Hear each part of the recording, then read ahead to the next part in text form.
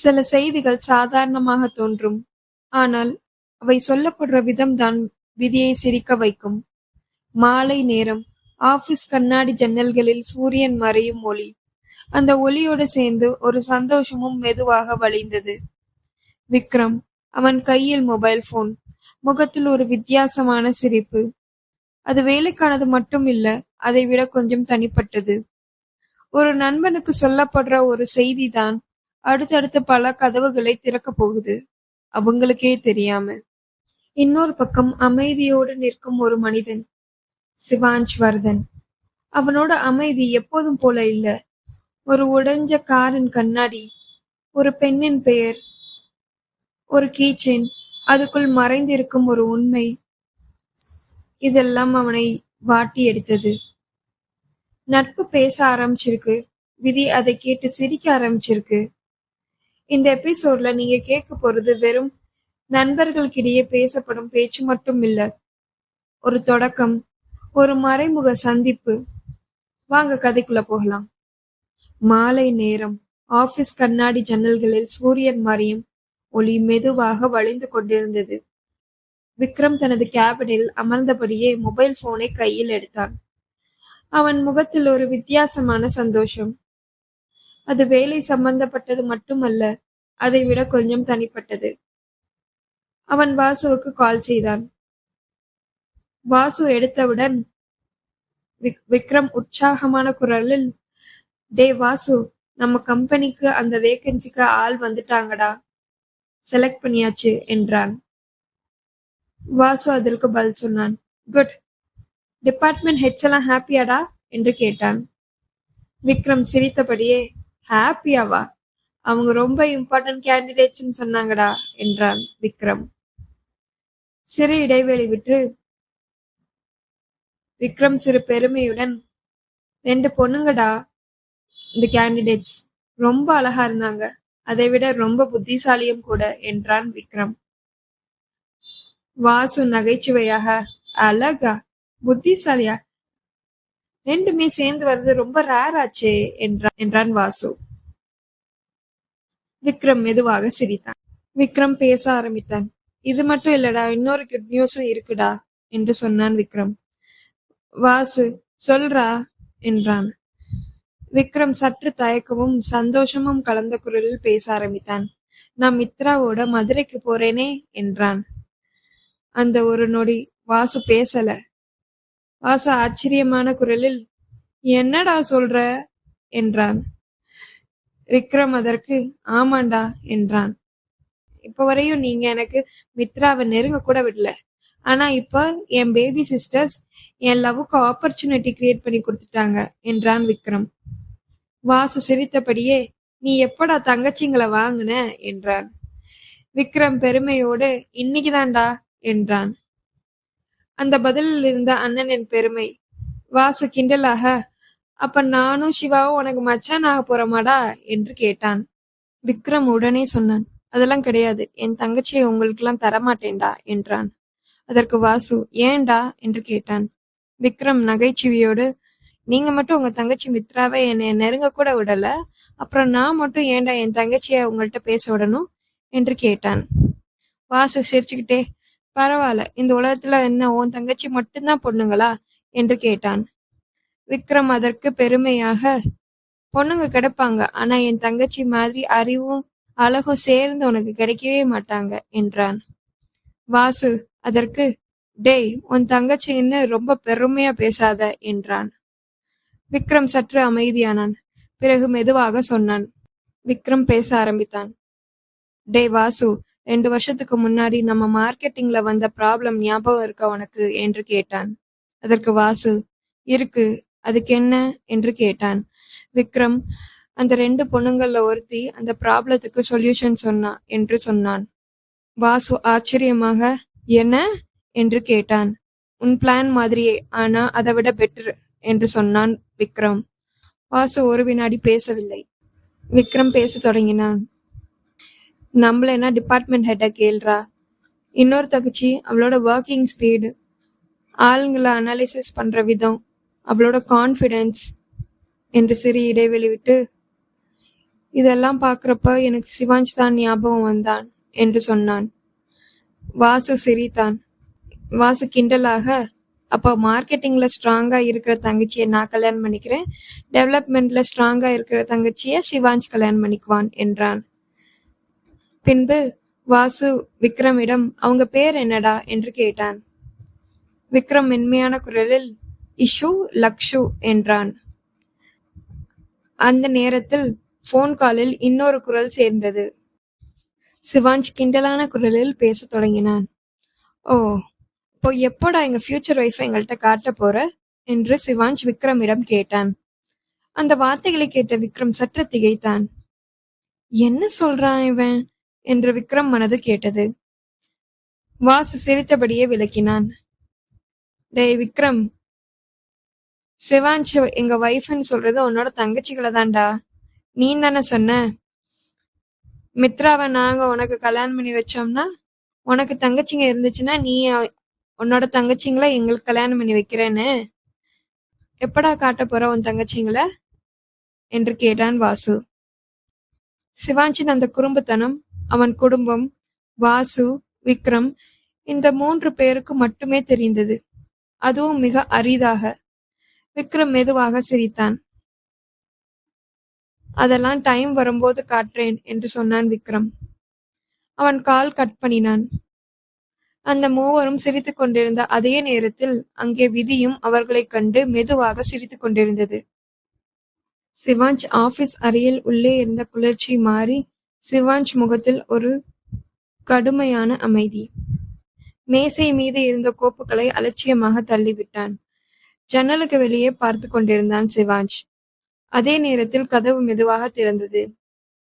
வாசு உள்ளே வந்தான். வாசு உற்சாகமாக, சிவா, அந்த 2 பொண்ணுங்களும் சாதாரண ஆளே இல்லடா என்றான். சிவாஞ்ச் திரும்பி பார்த்தான். அவன் கண்களில் கேள்வி நிரம்பி இருந்தது. வாசு தொடர்ந்தான். ஸ்கூட்டி வாடகைக்கு விடுற கம்பெனில என்ன நடந்துச்சுன்னு சொன்னேன்ல, அந்த ஓனரை அவங்க எப்படிலாம் சுத்த விட்டாங்கன்னு பார்த்தா சிரிக்காம இருக்க முடியல என்றான். சிவாஞ்ச் இன்னும் அமைதியாக இருந்தான். வாசு பேசத் தொடங்கினான். அதான் அந்த ஸ்கூட்டி ரெண்ட் விடுற கம்பெனி மேனேஜர் காளியராஜன், அவன் எவ்வளவு ஃப்ளர்ட் பண்ணினாலும் உடஞ்ச ஸ்கூட்டி சைடு மிரருக்கான காசை அந்த பொண்ணுங்க தானா எக்ஸ்ட்ரா கொடுத்துருக்காங்க. அந்த ஒரே வார்த்தை. சிவாஞ்ச் கண்களில் ஒரு நொடி கோபம், ஒரு நொடி ஆச்சரியம். வாசு சற்றே தீவிரமான குரல், அதான் சிவா, அவங்க ரொம்ப ஜீனியஸா இருக்காங்க. அவன்கிட்ட மாட்டிக்காம ரொம்ப தெளிவா தப்பிச்சு போயிருக்காங்க என்றான். சிவாஞ்ச் வாசுவை கடுமையாக பார்த்தான். சிவாஞ்ச், அப்ப உங்க டீட்டெயில்ஸ் என்று வாசுவிடம் கேட்டான். வாசு மெதுவாக மூச்சு விட்டான். வாசு பேசத் தொடங்கினான். அதான்டா ப்ராப்ளம். அந்த scooty rental company owner driving licence copy, Aadhaar card copy அப்படின்னு எந்த கவர்மெண்ட் ஐடி காப்பியும் வாங்கல என்றான். சிவாஞ்ச் கோபத்தோடு, என்ன என்று கேட்டான். வாசு அதற்கு, ஃப்ளர்ட்டிங்ல பிஸியா இருந்தான் போல, அதனால அது எதையும் வாங்கல என்றான். சிறு இடைவேளைக்கு பிறகு வாசு மெதுவாக, டீட்டெயில் முழுசா கிடைக்கலனாலும் அந்த பொண்ணுங்களோட பேரோட ஸ்டார்டிங் லெட்டர்ஸ் மட்டும் கிடைச்சிருக்கு என்றான். சிவாஞ்சின் புருவங்கள் நெருங்கின. வாசு பேச தொடங்கினான். நீ பேசின அந்த பொண்ணோட பெயர் ஐன்னு ஸ்டார்ட் ஆகுது. அவ தான் ரெஜிஸ்டர்ல சைன் போட்டிருக்கா என்றான். அவளுக்கு பக்கத்துல இருந்த இன்னொரு பொண்ணோட பெயர் வீன்னு ஸ்டார்ட் ஆகுது என்று சொன்னான். அந்த நிமிடம் சிவாஞ்சின் பார்வை கூர்மையானது. சிவாஞ்ச் சந்தேகத்தோடு வீயா என்று கேட்டான். அவன் மனம் கேள்வி கேட்டது. ஒரு பொண்ணு தானே ரெஜிஸ்டர்ல சைன் போட்டிருந்தா, இப்போ இன்னொரு பொண்ணோட பெயர் எப்படி அவனுக்கு கிடைச்சது என்று. வாசு மெதுவாக, வாசு அவன் பாக்கெட்ல இருந்து ஒரு பொருளை எடுத்தான். இதோ, இது ஸ்கூட்டி டிக்கில இருந்து கிடைச்சது என்றான். அது ஒரு ரெசினாட் கீ செயின். மினுமினுக்கும் கிளிட்டர்ஸ் கலந்த ஒரு எழுத்து. முதல் பார்வையிலே அது வி போல இருந்தது. அதுவும் வாசு பிடித்திருந்த விதத்தில் அது வி போல இருந்தது. சிவாஞ்ச் அதை கையில் எடுத்தான். ஒரு நொடி பார்த்தான். பிறகு அவன் முகம் மாறியது. சிவாஞ்ச் வாசுவிடம் மேக்னிஃபையிங் லென்ஸ் இருக்கா என்று கேட்டான். வாசு கிண்டலாக, என்னடா நெக்ஸ்ட் ஷெர்லாக் ஹோம்ஸா மாறிட்டேயா என்று சிவாஞ்சை பார்த்து கேட்டான். சிவாஞ்ச் கடுமையான குரலில், லென்ஸ் கொண்டு வாடா என்று சொன்னான். வாசு உடனே, ஓகே ஓகே, டென்ஷன் ஆகாத, போறேன் என்றான். லென்ஸும் வந்தது. சிவாஞ்ச் கவனமாக கீச்செயினை பார்த்தான். அந்த ரெசனாட் கீச்செயினின் மையத்தில் ஒரு ஒற்றை அரிசி இருந்தது. சிவாஞ்ச் மெதுவாக சொன்னான், இதுல எழுத்து இருக்கு என்று. லென்ஸ் வழியா பார்த்தபோது அந்த அரிசியில் மிக நுண்ணியமாக எழுதப்பட்டிருந்தது, லக்ஷ்மி என்று. சிவாஞ்ச் யோசித்தான். விக்கும் லக்ஷ்மி நேம்க்கும் சம்பந்தமே இல்லையே என்று யோசித்தான். அவன் அந்த கீச்சனை மேஜை மேல் வைத்தான். தற்செயலாக பார்த்தபோது அது எல் போல தெரிந்தது. சிவாஞ்சுக்கு இப்போ புரிந்தது, எல் ஃபார் லக்ஷ்மி என்று. இப்போ எல்லா சந்தேகங்களும் தீர்ந்தன. சிவாஞ்ச் கீச்சனை திருப்பினான். மற்றொரு பக்கத்தில் சில நுண்ணிய டிசைன்ஸ்களும் அதனுடைய அரிசியின் பின்பக்கத்தில் ஏதோ எழுதியிருந்தது போல இருந்தது. சிவாஞ்ச் மீண்டும் லென்ஸை எடுத்தான். அந்த லென்ஸை வைத்து அரிசியில் என்ன எழுதியிருந்தது என்றே நோக்கினான். அங்கே தெளிவாக தெரிந்தது, இஷிதா என்று ஒரு பெயர் இருந்தது. அந்த பெயரை பார்த்ததும் அந்த நொடி சிவாஞ்சின் உள்ளம் ஒரு நொடி நின்றது. சிவாஞ்ச் மனசுக்குள்ளே இஷிதா என்று சொல்லிக் கொண்டான். அவன் வாசுவை பார்த்து சொன்னான், அந்த 2 பொண்ணுங்க பெயர் இஷிதா, லக்ஷ்மி என்று சொன்னான். வாசு அதை கேட்டதும் சிரித்தான். வாசு சிரிச்சுக்கிட்டே சிவாஞ்சிடம், நிஜமாவே நீ நெக்ஸ்ட் ஷெர்லாக் ஹோம்ஸ் தாண்டா என்று சொன்னான். அந்த நேரம் வரை அவர்கள் கண்டுபிடித்தது வெறும் பெயர்கள் மட்டுமே. ஆனால் ஒரு விஷயம் தெளிவாக இருந்தது, அந்த பெண்கள் பெங்களூரை சேர்ந்தவர்கள் அல்ல. பெங்களூர்ல இருந்தா யார் ஸ்கூட்டி ரெண்ட் பண்ணுவாங்க? அவர்கள் தமிழ் பேசினார்கள், ஆனால் தமிழ்நாட்டை சேர்ந்தவர்கள் தான் என்று இவர்கள் புரிந்து கொண்டார்கள். ஆனா எங்க இருக்காங்க? ஒன்னும் தெரியல. அதே நேரத்தில் சிவாஞ்ச் தன்னை பற்றியே நினைத்தான். எல்லாரும் நான் ஒரு மிஷின் மாதிரின்னு நினைக்கிறாங்க. பிசினஸ் தான் எனக்கு உலகம். ஆனா அந்த ஆக்சிடென்ட்க்கு பிறகு என் நினைவுல அந்த பொண்ணு மட்டும்தான் இருக்கா. நான் ரிவெஞ்சுக்காகத்தான் அவளை தேடுறேன். ஆனா என் மனசு ஒரு உண்மையை ஏற்க மறுக்குது. அவள் மீது எனக்குள்ளே ஏதோ மாறிடுச்சு என்று அவன் நினைத்தான். அவர்கள் பெண்களை கண்டுபிடிக்க முடியாத காரணம், அவர்கள் பெங்களூருக்கு வந்தது ஒரு இன்டர்வியூக்காக மட்டும்தான்.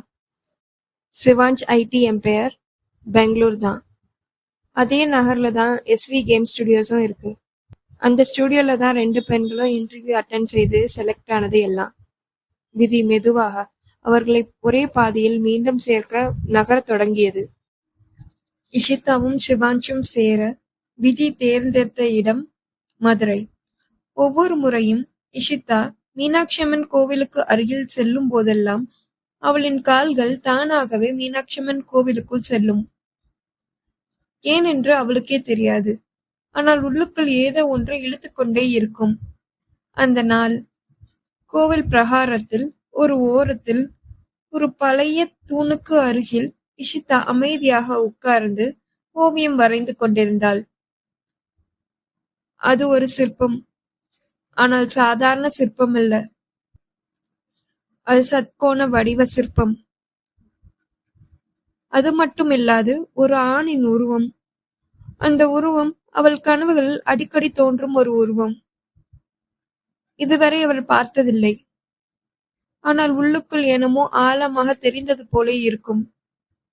அவள் கைகள் தானாகவே அதை வரையும். யார் இந்த ஆண்?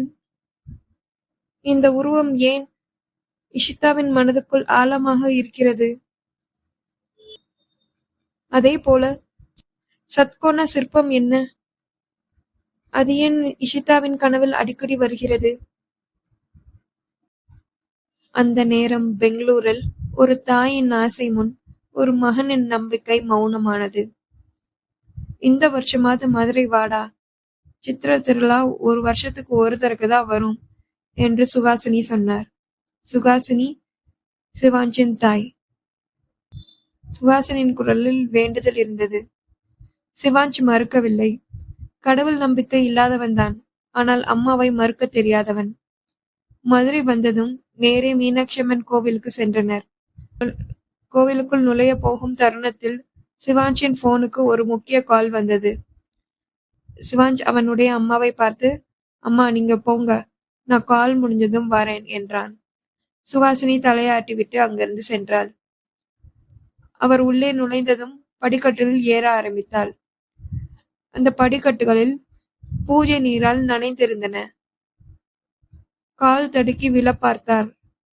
ஆனால் ஒரு கை வந்து அவரை தாங்கியது.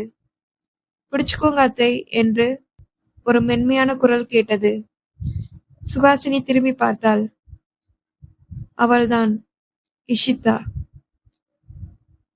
இஷிதா அவரை மென்மையாக கோவிலின் குளத்திற்கு அருகே உட்கார வைத்தார். சிறிது நேரம் ஓய்விடுங்க என்று சொல்லிட்டு திரும்ப போனாள். சுஹாசினியின் மனசுக்குள் அந்த நொடியே இஷிதாவை பிடித்து விட்டது.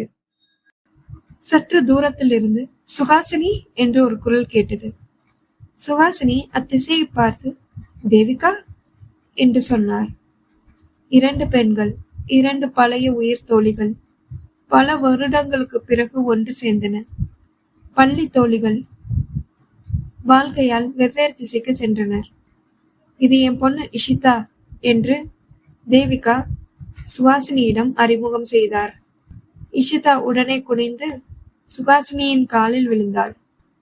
சுஹாசினி இஷிதாவின் தலையை தொட்டு மனதார ஆசிர்வதித்தாள். ரொம்ப நல்ல பொண்ணு.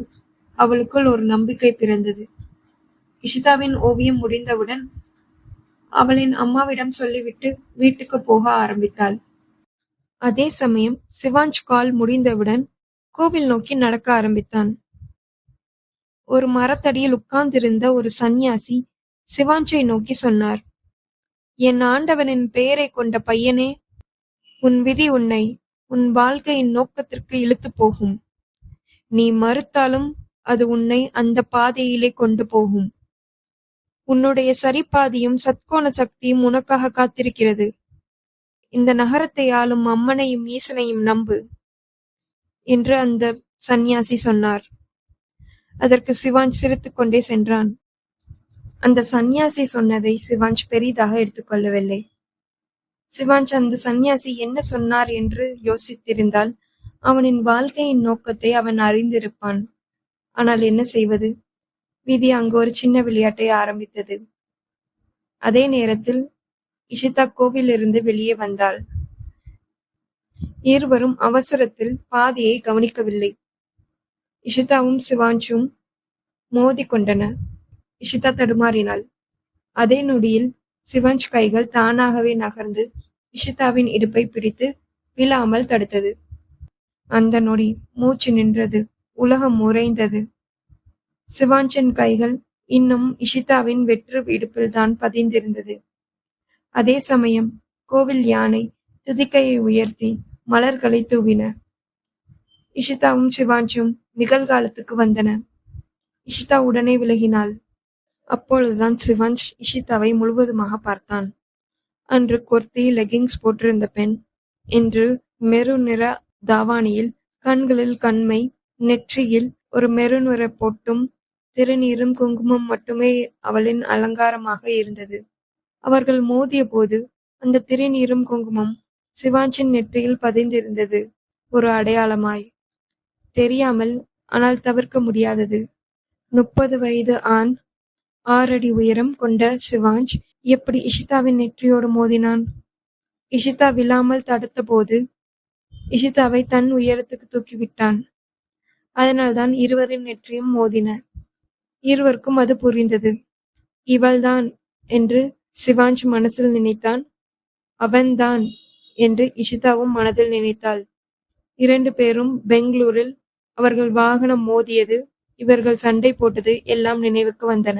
இஷிதாவின் ஓவியங்கள் தரையில் விழுந்தன. அவள் குனிந்து எடுக்க ஆரம்பித்தாள். அதே நேரம் சிவாஞ்சும் குனிந்தான். 2 ஓவியங்களை எடுத்தான். 3வதற்கு கை நீட்டிய போது இஷிதா உடனே அதை எடுத்துக்கொண்டாள். ஏனென்றால் அதை அவன் பார்த்திருந்தால் அவனுக்கு புரிந்திருக்கும். அவன் கனவு வெறும் கனவல்ல, அது அவனுடைய விதி. அது மட்டும் இல்லாது சத்கோண சக்தியை பற்றியும் அவன் அறிந்திருப்பான். அவர்கள் சந்திப்பு சம்பவம் மட்டும் இல்ல, அது அம்மன் எழுதி வைத்திருந்த சந்திப்பு. இருவரும் மோதியதால் இஷிதாவின் ஓவியங்கள் தரையில் சிதறி கிடந்தன. அவன் ஒரு கணம் நின்று போனான். அவன் கையில் இன்னும் சில ஓவியங்கள் இருந்தன. அவள் வரைந்த அந்த ஓவியங்கள், அவற்றில் இருந்த நிறங்கள், கோடுகள், உணர்வுகள் சிவாஞ்சை முழுமையாக கவர்ந்து விட்டன. அந்த ஓவியங்கள், அவை சாதாரண ஓவியங்கள் இல்ல, ஒரு கனவின் மொழி போல இருந்தது. இஷிதா அவன் கையில் இருந்த ஓவியங்களை மெதுவாக பிடுங்கிக் கொண்டு ஒரு வார்த்தை கூட பேசாமல் அங்கிருந்து நகர்ந்து சென்றாள். அவள் போகும் திசையை சிவாஞ்ச் அப்படியே பார்த்து கொண்டிருந்தான். சிவாஞ்சுக்கே புரியவில்லை அவன் ஏன் அப்படி பார்த்து கொண்டிருந்தான் என்று. அந்த பெண் என்னை அவமானப்படுத்தியவள் என்று அவன் மனசு சொல்லியது. நிச்சயம் நான் பழிவாங்க வேண்டும் என்று நினைத்தான். ஆனால் அதே நிமிடம் இன்று அவளை தாவணியில் பார்த்த அந்த காட்சி அவனின் பழிவாங்கும் எண்ணத்தையே ஒரு கணம் மறக்க வைத்து விட்டது. இந்த உண்மை புரிந்தவுடன் சிவாஞ்ச் திடுக்கிட்டான். நான் பழி வாங்க நினைத்த பெண்ணை நான் ரசித்தேனா என்று அதிர்ச்சி அடைந்தான். தன் எண்ணங்களை வலுக்கட்டாயமாக ஒதுக்கிவிட்டு அவன் கோவிலுக்குள் சென்றான். அங்கே கோவிலின் குளத்திற்கு அருகே சிவாஞ்சின் அம்மா சுகாசினி ஒரு பெண்ணிடம் மகிழ்ச்சியாக பேசிக் கொண்டிருந்தார். சிவாஞ்ச் அருகே சென்றதும் சுகாசினி அவனை பார்த்து சிரித்தார். சிவாஞ்ச், இவர் என் பழைய தோழி தேவிகா என்று அறிமுகப்படுத்தினார். தேவிகா மெதுவாக சிரித்தார். அடுத்த நிமிடம் சுகாசினி சொன்ன வார்த்தைகள் சிவாஞ்சின் உள்ளத்தை ஒரு கணம் பதற வைத்தது. இங்க பாரு, இந்த கோவில் படிகள் நனைந்திருந்தது. நான் வழுக்கி விழ போனேன். அந்த நேரத்துல தேவிகாவின் பொண்ணுதான் என்ன பிடிச்சு காப்பாத்தினாள் என்றார். தேவிகாவின் மகள். சிவாஞ்சின் உள்ளத்தில் ஒரு மின்னல் போல ஓடியது. அவன் முகத்தில் ஒரு கணம் பதற்றம். அடுத்த நிமிடம் மீண்டும் அவனுடைய வழக்கமான அமைதி குடிக்கொண்டிருந்தது. சிவாஞ்ச் தேவிகாவை பார்த்து மரியாதையுடன் சொன்னான். ஆண்டி, உங்க மகளுக்கு நான் நன்றி சொன்னேன்னு சொல்லிருங்க என்றான். தேவிகா சிரித்தபடியே சொன்னாள். சரி கண்ணா, அம்மாவை கவனமா கூட்டிட்டு போ. மீனாட்சியும் சுந்தரேஸ்வரரும் உங்களுக்கு நல்லதே செய்வாங்க என்றார். பின்பு நின்று அவர் மீண்டும் சொன்னார். கோவிலுக்கு பக்கத்துல தான் எங்க வீடு. மத்தியான சாப்பாடு எங்க வீட்டுக்கு வாங்க என்றார். சிவாஞ்ச் மரியாதையுடன் சரி ஆண்டி என்று சொன்னான். தேவிகா வீட்டின் முகவரியை சிவாஞ்சிடம் கொடுத்தார். அதே நேரம் இஷிதா சற்று முன் நடந்த சம்பவம். சிவாஞ்சின் கை அவளின் இடுப்பை தானாக பற்றி கொண்ட அந்த நொடி, அதை நினைத்தாலே அவளின் உடம்புக்குள் ஒரு மின்சாரம் ஓடுவது போல இருந்தது. அவள் மூச்சை சீராக்க முயன்றாள். அந்த உணர்ச்சியில் இருந்து தப்பிக்க அவள் லக்ஷ்மியை சந்திக்க சென்றாள். இஷிதாவின் முகத்தை பார்த்த உடனே லக்ஷ்மி சிரித்தபடி சொன்னாள். ஏ இஷு, வா, ஸ்கூட்டில வெளில போயிட்டு வரலாம் என்றாள். இஷிதா ஒரு நிமிடம் யோசித்து பின்பு சரி என்று சொன்னாள். 2 தோழிகளும் ஸ்கூட்டியில் ஏறி மதுரையின் வீதிகளில் அந்த மத்தியம் மெதுவாக கரைந்து போனது. விதி மட்டும் அடுத்த சந்திப்புக்கான பாதையை அமைதியாக எழுதி கொண்டிருந்தது. கோவிலில் வழிபாடு முடிந்த பிறகு சுகாசினி மெதுவாக சிவாஞ்சியை பார்த்து கேட்டாள். தேவிகா வீட்டுக்கு போலாமா என்று. சுகாசினி சொன்னதும் எந்த தயக்கமும் இல்லாமல், எந்த எதிர்ப்பும் இல்லாமல் சிவாஞ்ச் தலையாட்டி ஒப்புக்கொண்டான். அதை கண்ட சுகாசினிக்கு சிறு ஆச்சரியம். ஆனால் இருவரும் தேவிகாவின் வீட்டை நோக்கி சென்றார்கள். வீட்டின் வாசலில் செய்தித்தாளை வைத்துக் கொண்டிருந்த தேவிகாவின் கணவர் சுந்தரபாண்டியன் கார் சத்தம் கேட்டதும் தலையை உயர்த்தி பார்த்தார். கார் வளாகத்திற்குள் வந்ததும் அதிலிருந்து 55 வயது உடைய ஒரு பெண்ணும் 30 வயது உடைய ஒரு ஆணும் இறங்கினார்கள். சுந்தரபாண்டியன் உடனே எழுந்து முகத்தில் மகிழ்ச்சியுடன் வாங்க வாங்க என்று வரவேற்றார். சிவாஞ்சியும் சுகாசினியும் பார்த்து உட்காருங்க என்று சொல்லி வேலைக்காரனிடம் முதல்ல தண்ணீர் கொண்டு வா என்று கூறினார் சுந்தரபாண்டியன். பின்னர் என்ன சாப்பிட விருப்பம், டீ, காஃபி இல்ல ஜூஸ் என்று அவர் கேட்டார். சுகாசினி சிரித்தபடியே, அண்ணா, எனக்கு சுகர் கம்மியா காஃபி, அவனுக்கு நார்மல் சுகர் காஃபி என்றார். பின்னர் சுகாசினி சுற்றி பார்த்து தேவிகா எங்க என்று கேட்டாள். அந்த நேரம் சிவாஞ்சிக்கும் சுகாசினிக்கும் தண்ணீர் வழங்கப்பட்டது. சுந்தரபாண்டியன் சுகாசினியை கவனமாக பார்த்து, நீங்க தேவிகாவோட தோழியா என்று கேட்டார். அதை கேட்டதும் சுகாசினி சிரித்து விட்டாள். அண்ணா என்ன நினைவில்லையா? நான் சுகா என்று சுகாசினி சொன்னாள். ஒரு நிமிடம் சிந்தித்த சுந்தரபாண்டியன் அடுத்த நொடி முகம் மலர்ந்தது. அழடே சுகாமா, எப்படி இருக்க? உன் கணவர் எப்படி இருக்கார்? உன் மகன் எப்படி இருக்கான் என்று அன்புடன் கேட்டார். எல்லாரும் நல்லா இருக்காங்கண்ணா என்று சுகாசினி பதிலளித்தாள். பின்னர் சிவாஞ்சியை காட்டி சுகாசினி, அண்ணா இவன் யாருன்னு இன்னும் தெரியலையா என்று கேட்டாள். சுந்தரபாண்டியன் சிவாஞ்சியை கவனமாக பார்த்தார். சுகாசினி சிரித்தபடியே, அண்ணா இதுதான் சிவா, என் மகன் என்று சொன்னாள். அதை கேட்டதும், அடடே இவ்வளவு வளர்ந்துட்டான், அழகான இளைஞன் ஆயிட்டான் என்று மனதார பாராட்டினார். சிவாஞ்சி மெல்ல சிரித்தான். சிவாஞ்சியின் பார்வை அறை முழுவதும் சுற்றியது. சுவரெங்கும் சான்றிதழ்கள், பதக்கங்கள், ஓவியங்கள் நிறைந்திருந்தது. அதை கவனித்த சுந்தரபாண்டியன், இதெல்லாம் பாப்பாவோட சான்றிதழ்கள், பதக்கங்கள் என்று சொன்னார். பாப்பாவா என்று சிவாஞ்ச் ஆச்சரியமாக கேட்டான். என் பொண்ணுதான் என்று சுந்தரபாண்டியன் சொன்னார். ஃப்ரீலான்சிங் பண்றா, இப்போதான் பெங்களூர்ல ஒரு கம்பெனில வேலை கிடைச்சிருக்கு என்று சொன்னார்.